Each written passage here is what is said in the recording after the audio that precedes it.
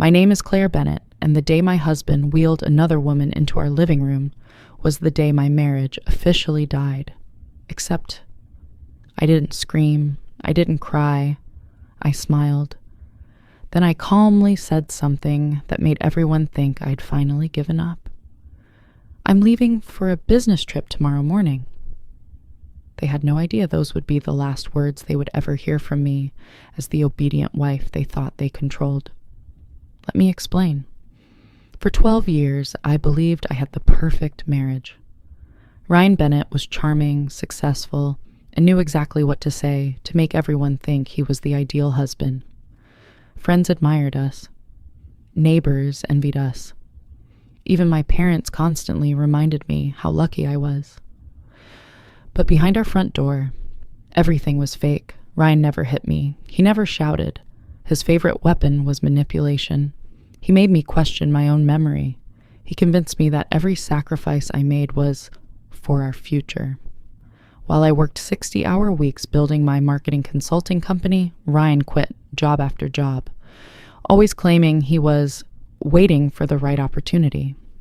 I paid the mortgage, I paid the bills, I paid for the vacations he posted online pretending he had planned them, and somehow, everyone believed he was the successful one.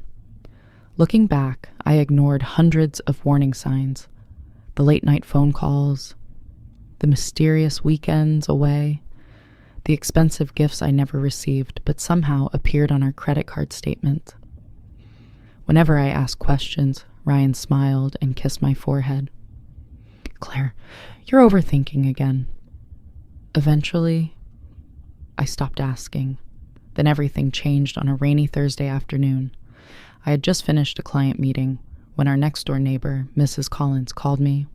Claire, I don't want to interfere, but I think you should come home. Her voice was shaking.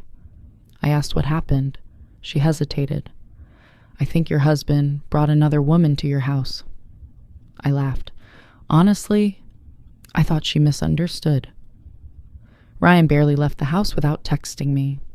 Cheating? It sounded impossible. Still, something in her voice made my stomach tighten. I canceled the rest of my meetings and drove home. When I opened the front door, I froze. A hospital-style wheelchair stood in the middle of my living room. Sitting in it was a beautiful woman in her early 30s. She had long, dark hair, pale skin, blank, exhausted eyes. She couldn't move her legs. Standing behind her, my husband. Ryan looked startled for only half a second before his confident smile returned. Claire, he said casually, you're home early, as if nothing unusual had happened, as if another woman wasn't sitting in my house. I looked at her, then at him.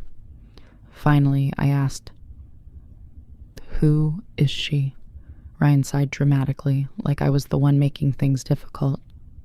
This is Ava. He paused. She has nowhere else to go. I waited. Surely there was more. There was an accident, he continued. She's partially paralyzed. Still, no explanation. So why is she here? Ryan folded his arms. Because she's staying with us. Just like that. No discussion. No warning. No permission. I stared at him, waiting for the punchline. Instead, the woman in the wheelchair whispered softly, I'm sorry. Her voice cracked. I told him this wasn't right. Ryan immediately interrupted her. It's fine, Ava. Then he looked directly at me. I expect you to help take care of her while I'm handling legal matters. For a second, I honestly thought I had misheard him. You expect me to be supportive, he interrupted. You've always been compassionate. Compassionate? He had brought another woman into my home, expected me to become her caregiver, and somehow believed I would simply accept it. I looked at Ava again. Something felt wrong. She wasn't acting like a woman who had stolen someone's husband. She looked terrified, ashamed, almost trapped. Ryan walked toward the kitchen.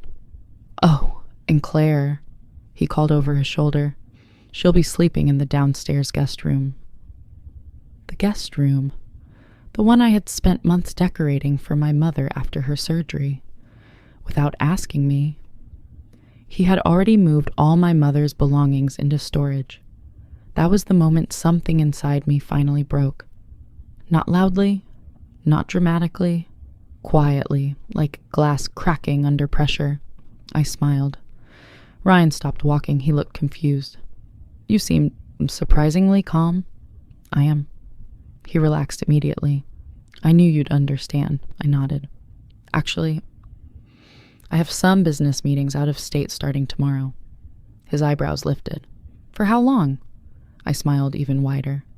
I'm not sure. Maybe a week. Maybe longer. Ryan looked relieved. Perfect. That gives you time to process everything. He honestly believed I was running away because I couldn't handle the situation. He had absolutely no idea. I wasn't leaving to escape. I was leaving to prepare, because while Ryan thought he'd brought his helpless lover into my house, he had unknowingly handed me the one witness who could destroy every lie he'd spent years building. And before I boarded that plane, Ava quietly slipped a folded envelope into my purse. She whispered only 6 words. Please, don't let him see this. The moment I opened that envelope, I realized my husband wasn't just a cheating liar. He was hiding a crime that could send him to prison.